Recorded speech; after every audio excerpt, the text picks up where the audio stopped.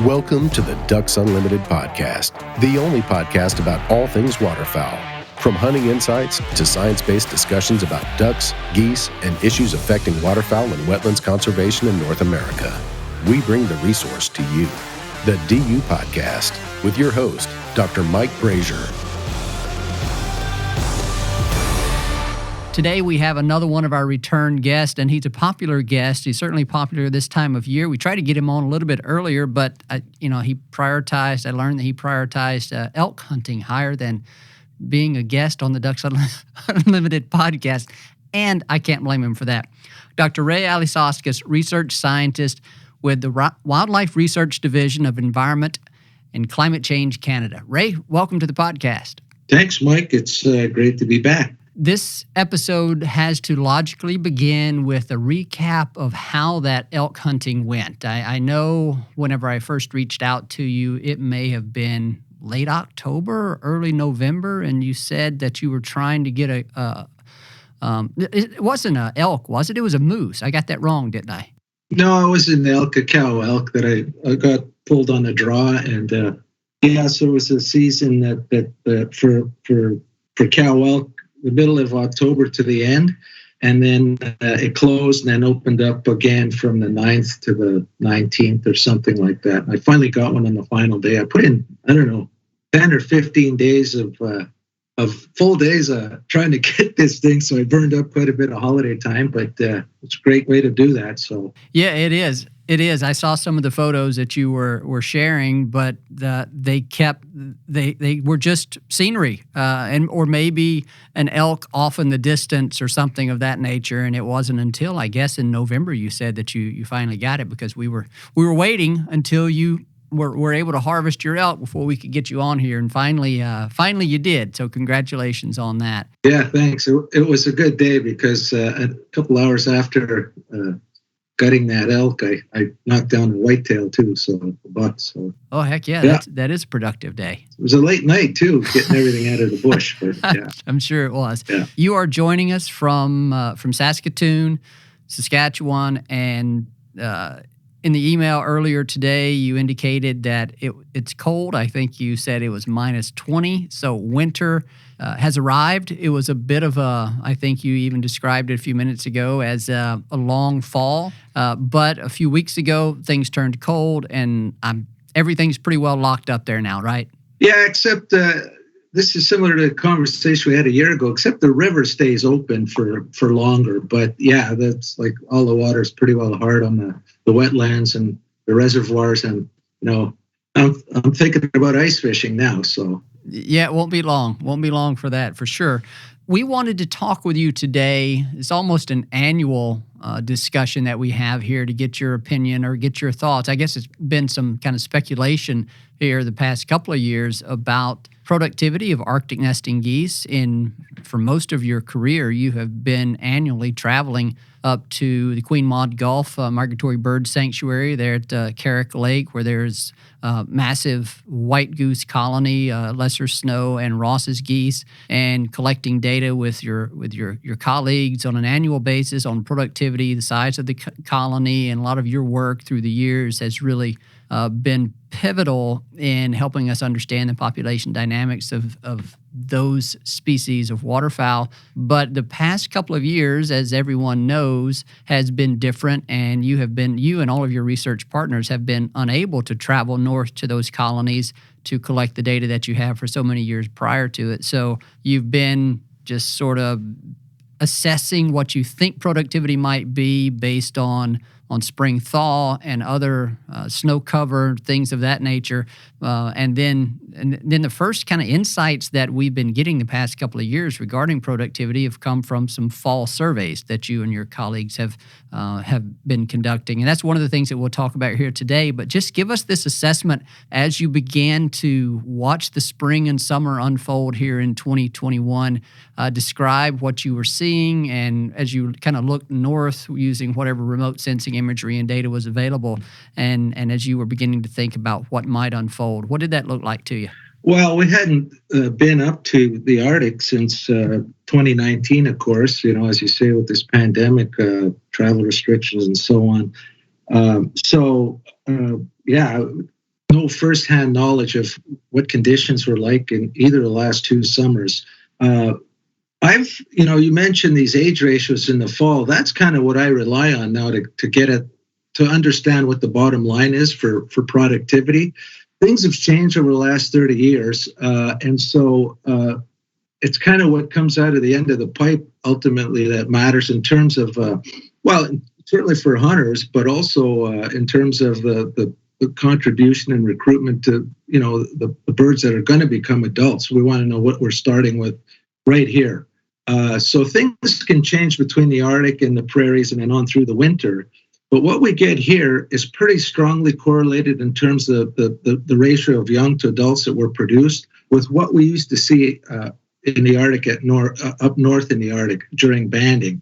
So it's the age ratio is always lower here than it is up north because the juveniles die at a higher rate disproportionately to the adults. So it declines naturally. But overall, there's a strong parallelism over time between the two counts. So, yeah, I mean, there are ways to look at conditions and remote sensing, but in terms of the currency of it matters to the population, it's the age ratio that we see here in Saskatchewan, especially for certain populations that are representative of the birds that move through Saskatchewan. Ray, I saw a graph and an email that you shared with the waterfowl science community a few weeks ago, maybe a couple of months ago now, where you reported the results of this fall survey that you do. We described it in pretty good detail last year, where you and your research partners go out and do roadside surveys and methodically look throughout the flocks to count, to enumerate the number of juvenile birds, the number of adults, and then you summarize all of that data. So we won't step through those details again methodologically. So let's just kind of skip right to the results, what you saw this year. And of course, we're here in early December. A lot of folks have already been out chasing snow geese and Ross's geese and will have their own firsthand knowledge and insight on what they're seeing relative to the ratio of young to adult birds. But at least within that survey region in central Saskatchewan where you conduct it, what did y'all see this year for these different groups of geese? Well, it was slightly better than last year, but still far below what's required to replace, the number of adults that die every year, right? So, for example, Ross geese, I think we're about 14 or 15%, the age ratio was 0.14 young per adult, okay? So that's quite low. 1 to 1 would be 50%. So 0.14 to 1 is like, I would think that's about 10% young, roughly. So it's low. And what's required is about an age ratio of 0.2. So 0.14 is too low to replace. And that's for Ross geese that tend to always do slightly better than the other two species that, I've been monitoring with my colleagues. And those other two are white-fronted geese and snow geese, mid-continent snow geese. And snow geese, mid-continent snow geese do not seem to be able to pull out of this poor productivity that they've been in since 2007. And with the consequence that the population is declining. It's pretty well nosediving, I would, venture to suggest. Ray, I have noticed that in the graphs that you share, and I want to always ask the question, why? Why are we seeing this decline in snow goose production? And then it's not just the productivity that you're seeing that's nosediving. Back when y'all were annually going up to the Arctic to those nesting colonies, at least the one at Carrick Lake, I'm not sure what you're seeing across some of the other colonies, but you were seeing a contraction in the size of the colonies, if I remember correctly, and I think you were also seeing a reduction in the number of breeding pairs. Do I get that right? The number of nesting pairs? Right, that's correct. Yeah, I mean, and what we saw at Carrick Lake pretty well reflects what we're seeing in the or what we think is going on with mid-continent snow geese overall, because it used to be it was kind of like the dog wagging the tail, I guess, in a sense, because it used to be a much larger proportion of the population of the mid-continent population than I think it is now. So there's lots going on. It's like you have two or three or four cities, and each of them is behaving differently in terms of the demographics, right? So the Central Arctic is showing quite a big nosedive, it looks like, and certainly at least in 2019. We haven't been up there since that year, But some analyses we've done, it seems that with the age ratio data that we can acquire from banding and the survival estimates that come out of all these different colonies, some colonies are doing better than others. For example, Baffin seems to be holding its own. Central Arctic and Carrick Lake in that area is nosediving, and there's some slight declines also, as I recall, in Southampton Island, based on the analyses that have been done. Well, so we'll come back to this here in a second. At least, well, I have a couple of questions here, I guess. To what extent do you think some of these declines in, let's just say, Carrick Lake, or maybe some of the others, is attributable to immigration? Birds moving out of those colonies into others. What kind of information do we have that would inform that? Well, that would be banding information. So, there's banding crews, along with cooperating with Canadian Wildlife Service, Jim Leifler, Frank Baldwin, a bunch of people in that group of folks that we collaborate heavily with. There's people banding concurrently, or had been up until 2019, at the major breeding areas for mid-continent snow geese as well as Ross geese. So Baffin Island, Southampton, and the Central Arctic, where we study them. And then there's Rocky Rockwell, who's been studying and banding snow geese concurrently with these other areas down at La Perouse Bay, farther south in the subarctic.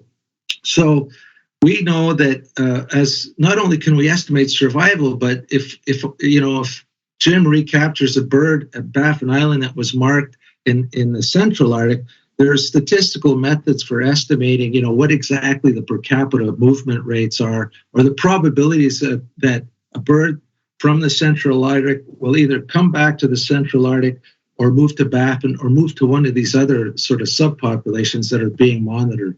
So the more of these subpopulations you monitor, the more information you have, but then you can have information overload as well. So we try to focus on the major, most important colonies in terms of their contribution to the overall mid-continent population. Did I get to addressing your question now, Mike? I mean, is that kind of what you're getting at? I guess, the other part of this, and I go back to a conversation we had with Rocky 2 years ago when he was talking about some of the work that he's done in La Perouse Bay, and I forget who he attributed this to, but he basically said just when we thought we had everything figured out from a population dynamic standpoint of snow geese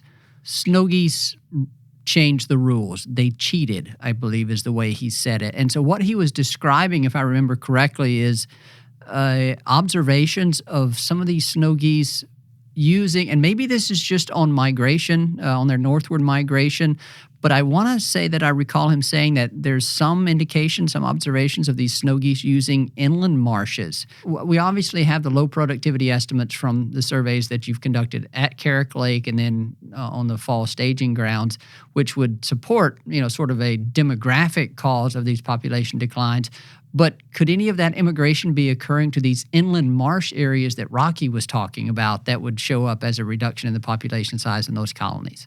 Yeah, I'm not sure if Rocky was referring to breeding birds or birds just during staging. There could be a fraction of the birds that, might use some of in the spruce, some of the fens, but largely I don't think there could be a slight increase. I'm not familiar with the work in any detail, but my guess is that it wouldn't. I mean, the plant communities are totally different. And there might be the few birds that venture in there and gobble in some of the boggy wetlands and so on that are there. But I think snow geese are pretty well co-evolved to eating what they've eaten for the last, probably million years, but certainly since the Ice Age of, they're an open country bird, right?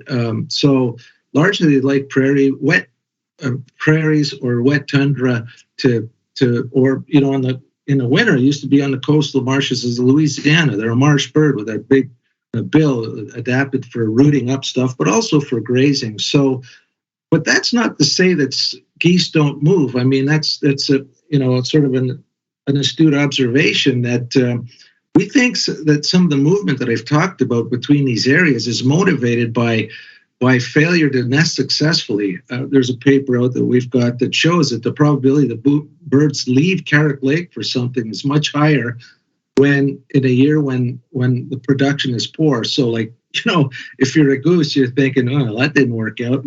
Maybe we should move to a new neighborhood and try raising some kids again, or to put it anthropomorphically. But and that this sort of motivation for movement is related to the probability of successful nesting. So, for example, at Carrick, we know the successfully production of young hasn't been happening like it was 30 years ago, and the birds are leaving, the adults are leaving. So you've got this compounding of no new birds being produced, plus adults leaving to, say, Baffin and possibly to the Western Arctic. And we know that from being on the ground there. Unfortunately, there's no long-term studies at Baffin or at Southampton Island. But with the banding, banding is so important, not only for survival, but you get harvest rates, you can get this movement stuff estimated, and you can estimate overall population size as well as subpopulation size in theory if you have the numbers.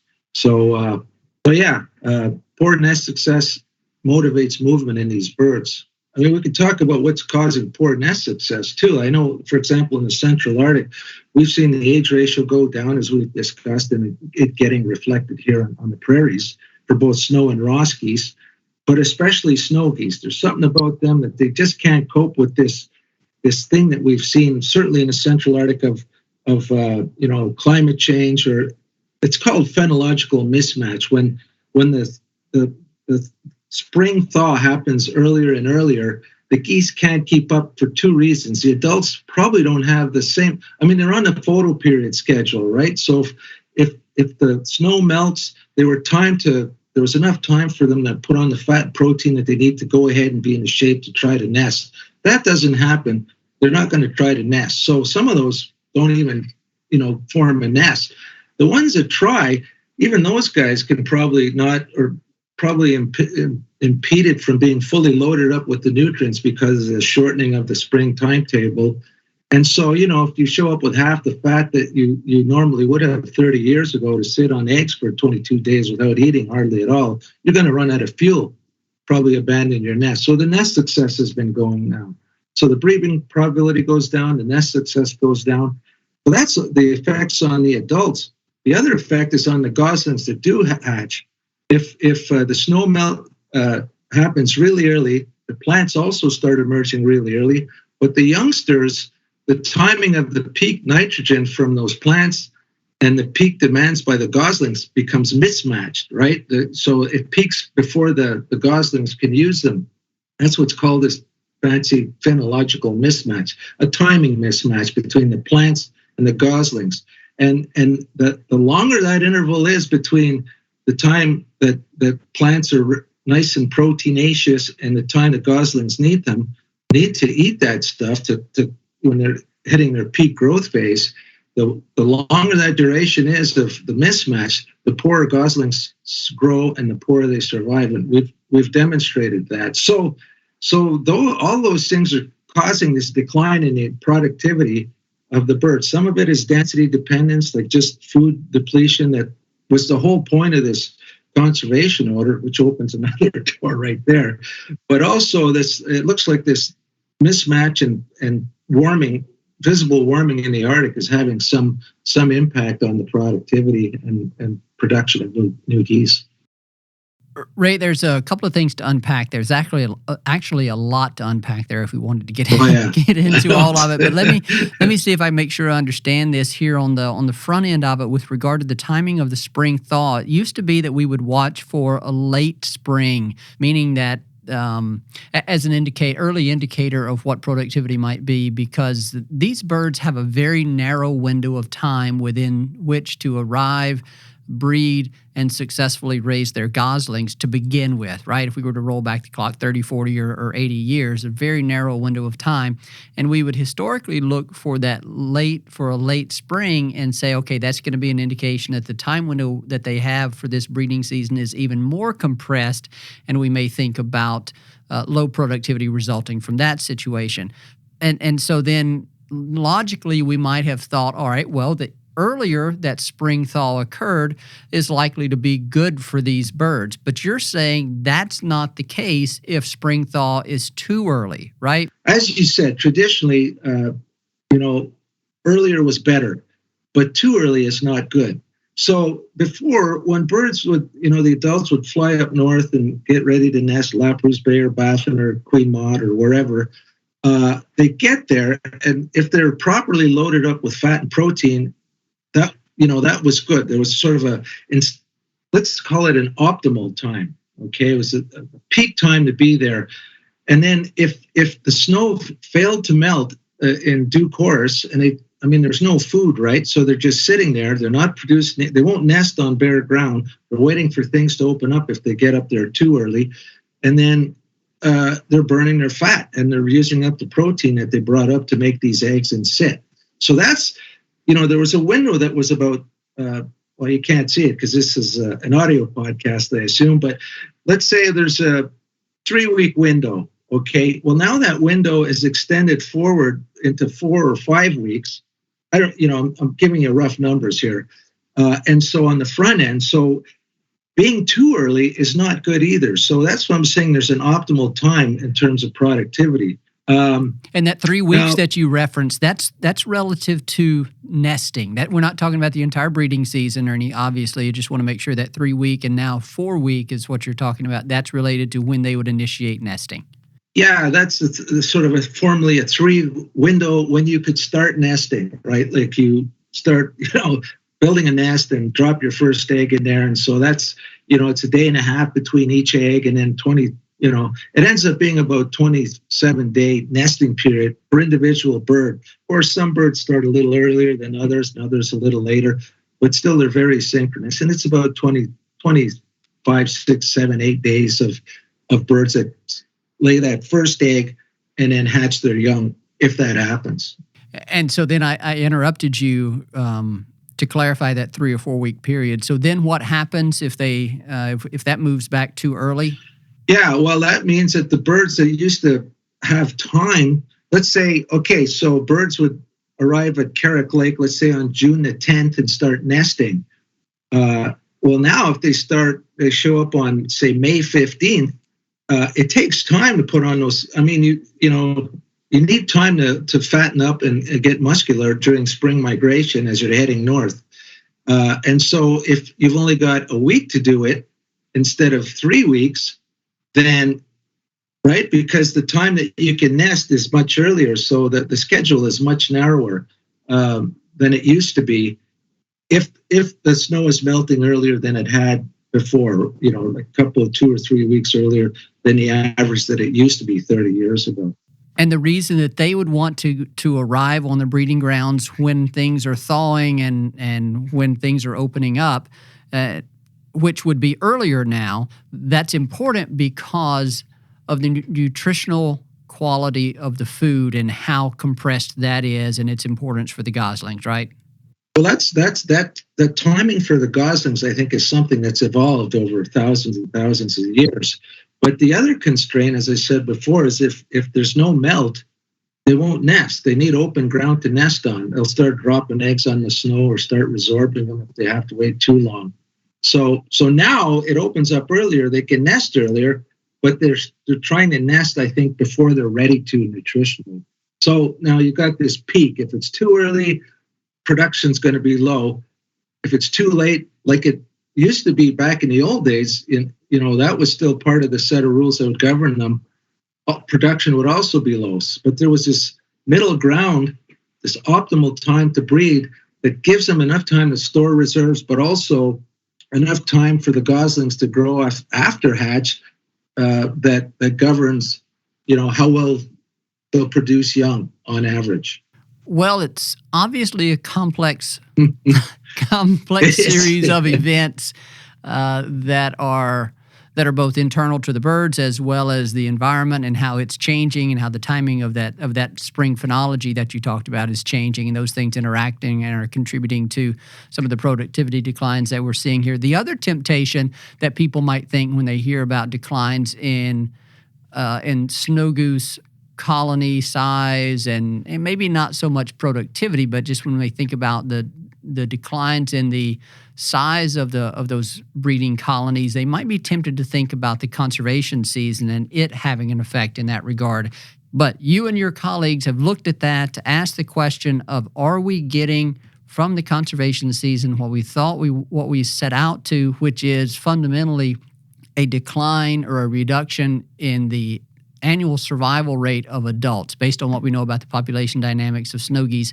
That's the most important thing that we were trying to take care of with the conservation season. You can tell me if I'm wrong in that regard, but just real simply, is the conservation season has it been working in that regard, and is it in any way causing these declines that we're seeing?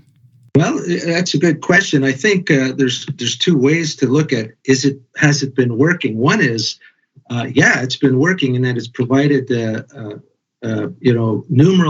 numerous and much expanded opportunities for hunters to harvest these birds. But in the other sense, it hasn't worked because it has not driven survival rates down.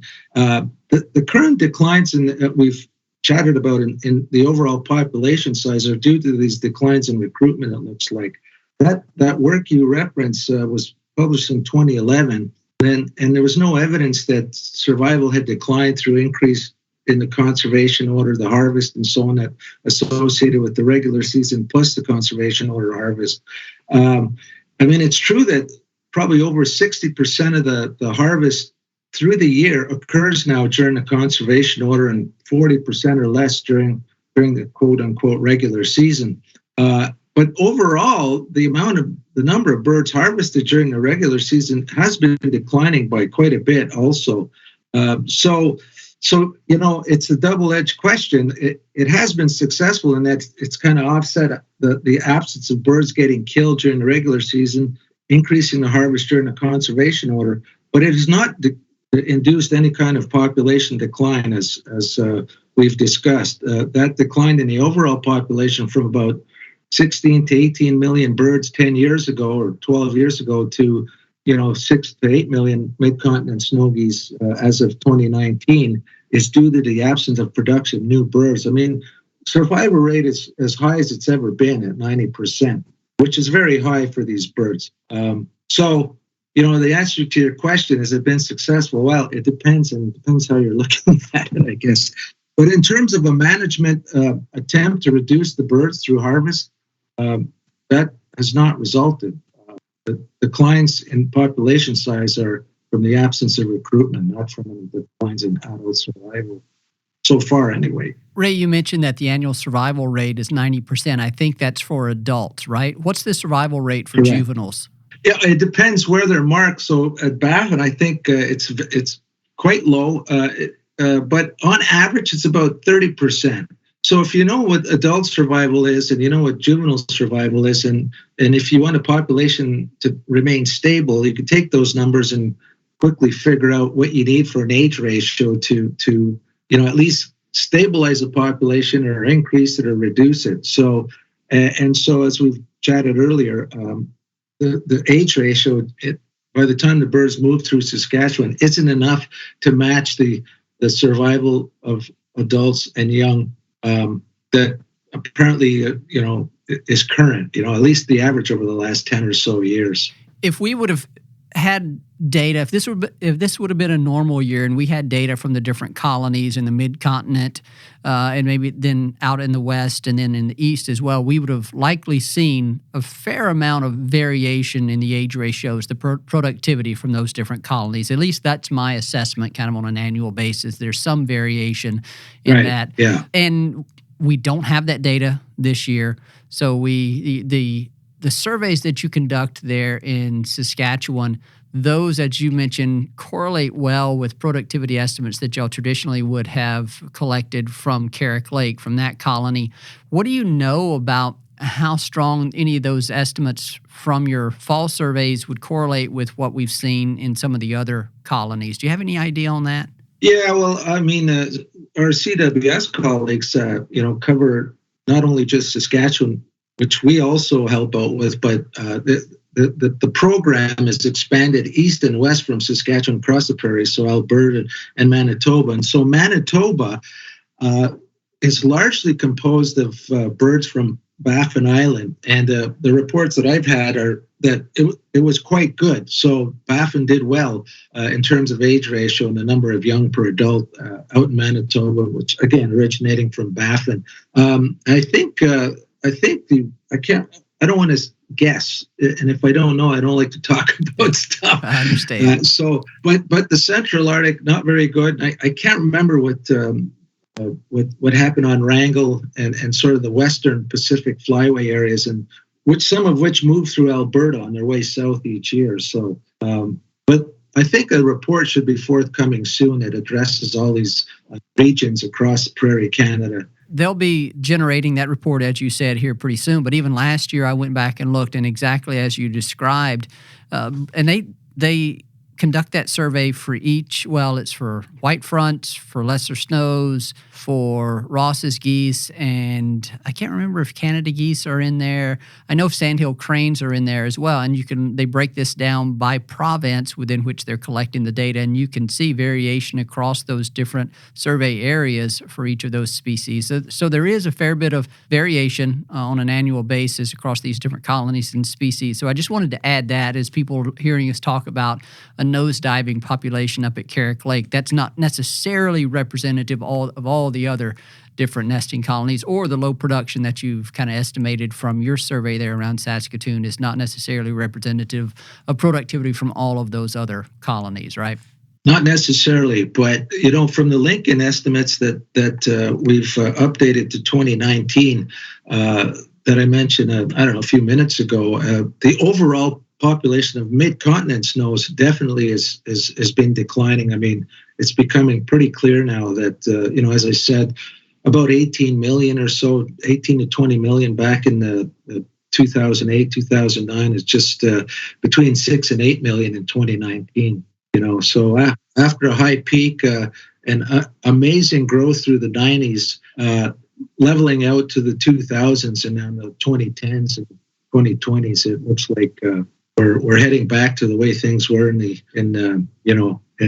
70s and 80s. 2 million, 1.5 to 2 million adult mid-continent snow geese. That's amazing. I appreciate you providing that clarification. I probably looked over that earlier whenever we were talking, so I appreciate that. The other thing that I'll say is for the people that are listening out west, the Wrangell Island snow goose population, I think general consensus is, and the data have supported the past few years, it has been growing rapidly, perhaps exponentially in over some time frames. And so I know we're seeing the effects of that in our western region in terms of the number of birds that are wintering in California and some of the other wintering destinations there. So, Ray, let's kind of move to start wrapping this up. You've been doing this for a number of years. I know, and I don't think I'm letting a secret out of the bag in any way, but you're getting closer to retirement. I don't know the exact date, and I'm not going to ask you for an exact date. I hope it's way off into the future, but I don't think that's going to be the case. But I do want to kind of ask you, given what you have seen over the years and your involvement in the research here over the past few years, what do you see, and some of the questions that we've talked about today, what do you see as the most pressing research and science needs for Arctic nesting geese in the immediate future, in the near future? Well, yeah, I mean, it's been a long road, and I don't even know when I'm going to retire, but well, that's good. I'm not trying to be coy. Yeah, I'm not trying to be coy. I just honestly don't know. Sooner or later, it'll happen. Yeah, I've been chasing snow geese since about 1983. That's when I first started my field work for the PhD down in Louisiana, Texas, Garwood Prairie, Calcasieu, Prairie, great country, great food, great music, and all the rest of it. And I guess you dip your toes down there too occasionally, but yep. But the Rockefeller Refuge and great people helping out with the work. And so back then I was interested mostly in the nutrition, because, Dave Ankney's work showed how important nutrition was to snow geese. Some of the stuff we talked about in this interview, in this podcast, about them having to bulk up and put the fuel on in the spring and so on. So I was interested in what affected that as birds move through the mid-continent from the wintering grounds up to their breeding grounds. And so slowly I began to shift my focus into, what matters is we need to understand what's driving populations. And there are ecological sort of drivers of different parts of the demography of geese. Like certain things drive how many geese are produced, like nutrition, climate, and so on. And then survival drives, how much, in combination with production, drives the overall population dynamic. So that's on the broad scale, the continental scale. But then when you start looking at subpopulations, and again, the human analogies like Baltimore, New York, Chicago, Detroit, these colonies are like cities, and there's movement between and among the different colonies. And some of them have their own mortality rates and birth rates and so on. So there's a lot of analogous human kind of comparisons that you could make. And I think, this notion of death and births driving everything is too simple. I mean, it's true, it's important, but then the redistribution and the immigration between these areas, I think can have important consequences on certainly on the subpopulation, but on the overall population as well. And to the extent that some of these birds could leave the overall, what's called the metapopulation, which is just the population of populations, basically. To leave them, for example, the mid-continent birds we know there's movement among the major areas we've talked about that represent mid-continent birds, but you mentioned Wrangel Island and the Western Canadian Arctic, for example. We could start looking at trying to understand better what contribution of mid-continent birds, the immigration of mid-continent birds from their former nesting areas in the central and eastern Canadian Arctic to the western Canadian Arctic and Alaska and Baffin. I mean, these things are sort of interesting to know, and what motivates that. And I think one of the things we've talked about is, nesting success, breeding success, if it's four birds move. So they could be going west as well as east now, more than they have in the past. So these birds are pretty cool because they're so adaptable. And, I know the harvest rate has not been crawling up, no matter how hard hunters been trying to kill these things to quote unquote save the Arctic. These birds can really withstand a lot of harvest pressure, it seems, because the harvest rates are still only about 3%, including during the conservation order. And these birds can move. They sure can elude death, it seems like. I mean, the inevitable is inevitable, but they're doing a good job of putting that off, let's say. So, yeah, movement, I think, is an interesting, for me, personal thing to try to understand better and its importance in the overall dynamic. Long-winded answer to your fairly straightforward question. Sorry about that. No, that's okay. Person that's been around and studying these geese as long as you have, we always appreciate the knowledge that you bring to the extensive knowledge you bring to an otherwise simple question. And so thank you for that, Ray.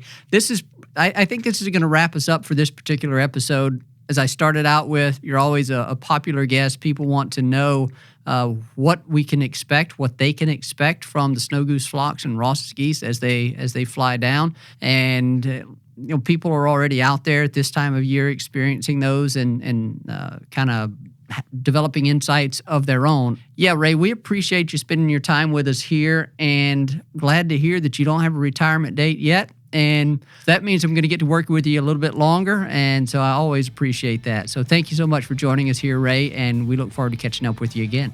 Okay, well, thanks for having me on, Mike. Always nice to chat with you.